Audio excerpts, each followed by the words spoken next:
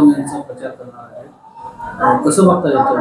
नाही, अनिकेत कदम हे माझे चुलत भाऊ आहेत आणि बघा शेवटी त्यांनी कोणाचा प्रचार करावा कोणाचा प्रचार न करावा हा त्यांचा वैयक्तिक प्रश्न आहे. त्यांनी माझ्या विरोधकाचा प्रचार केल्यामुळे आमचं काय रक्ताचं नातं संपणारा असलेला विषय नाही. मरेपर्यंत आमचं रक्ताचं नातं राहणारच आहे. आणि अनिकेत हा व्यावसायिक आहे, माझ्यापेक्षा लहान आहे आणि उत्तम व्यवसाय करतायत. मुंबईमध्ये असेल किंवा गावच्या ठिकाणी असेल तर त्यांना व्यवसाय करताना नक्की माझ्या शुभेच्छा असतील. पण थोडी राजकारणापासून लांब राहिलेलं बरं.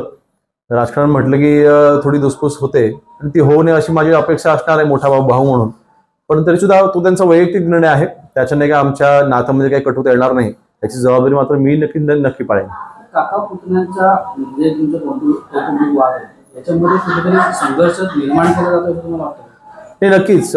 मध्यंतरी 2.5-3 वर्षापूर्वी आम्ही प्रयत्न केले होते की आता अनिकेतच्या साखरपुड्याला लग्नाला आम्ही संपूर्ण कुटुंब आम्ही होतो आणि महाराष्ट्रासमोर कौटुंबिक वाद जाऊ नये ह्या विचाराचा मी आहे. ते कौटुंबिक वाद हे नेहमी 4 भिंतीच्या आतच राहिले पाहिजेत. परंतु विरोधकांनी नेहमी असा प्रयत्न केलाय की आमच्यामधले हे वाद अजून वाढत राहावेत. शेवटी माझा जो विरोधक आहे, मला त्याचं नाव घ्यायचं नाही, जो माझ्यासमोर निवडणूक लढवणार आहे, त्यांनी आजपर्यंत गावागावामध्ये वाडीवाडीमध्ये हेच केलेलं आहे.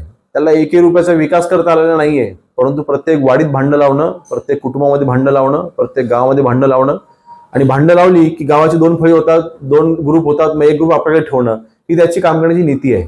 आणि म्हणून ह्या नीतीला कदाचित ते बळी पडले असतील. पण नक्कीच ह्यापुढे भविष्यामध्ये आम्ही एकत्र यायचा पुन्हा प्रयत्न करू ना. तुमच्या कुटुंबात भांडण स्वतःची राष्ट्रीय पूजा हा त्याच्यामध्ये आहेच ना. आमच्या कुटुंबापासून त्यांनी सुरुवात केली की संबंध तालुक्यामध्ये पूर्ण गावामध्ये सगळ्या वाड्यांमध्ये त्यांनी हेच नाटकं गेल्या 3-4 वर्ष केलेली आहेत. फक्त भांडणं लावणं आणि स्वतःची राजकीय पोळी भाजून घेणं एवढा एक कलमी कार्यक्रम त्यांनी 4 वर्ष राबवलेला. पण त्याला जनता बळी पडणार नाही. जनता जी आम्ही विकास कामं केलेली आहेत त्या विकास कामांच्या सोबत राहील हा माझा विश्वास आहे. दादा, विधानसभा निवडणूक जवळ आहेत. कुटुंबामध्ये संघर्ष असतो, होत असतो, विरोध असतो. कौटुंबिक तुम्ही एकत्र याल का? तुम्हाला काय वाटतं? काय नाही, येऊ नये एकत्र. एक निवडणूक म्हणजे काय संपूर्ण आयुष्य नाही ना. निवडणुका येतात, निवडणुका जातात. नातं हे नेहमी कायम राहतं आणि तसं नातं आमचं नेहमी कायम राहील, जे रक्ताचं नातं आहे. आणि आम्ही कुटुंब सगळे एकत्रच आहोत ना. म्हणजे सगळे आमचे जेवढे माझे चुलत भाऊ आहेत, जेवढ्या बहिणी आहेत, आम्ही संपूर्ण कुटुंब आम्ही एकत्र आहोत. आणि सगळे शेवटी मी त्यांच्यापेक्षा जरी वयाने लहान असलो तरी सुद्धा सगळे प्रचारासाठी उतरलेले आहेत आणि आम्ही केलेले विकास कामे जनतेपर्यंत पोहोचवत आहेत. कौटुंबिक म्हणून प्रसंगी तुम्ही कौटुंबिक वाद संपवून तुम्ही स्वतः मागे घेणार ना. नक्की मागे घेणार, का घेणार नाही. कुटुंब एकत्र राहावं. शेवटी मोठा भाऊ म्हणून माझी पण जबाबदारी आहे, म्हणजे अनिकेतपेक्षा मी मोठा असल्यामुळे. आणि नक्कीच माझ्याकडे प्रयत्न राहतील ना. रत्नागिरी 24 न्यूज चॅनलला आताच सबस्क्राइब करा आणि शेअर करायला विसरू नका.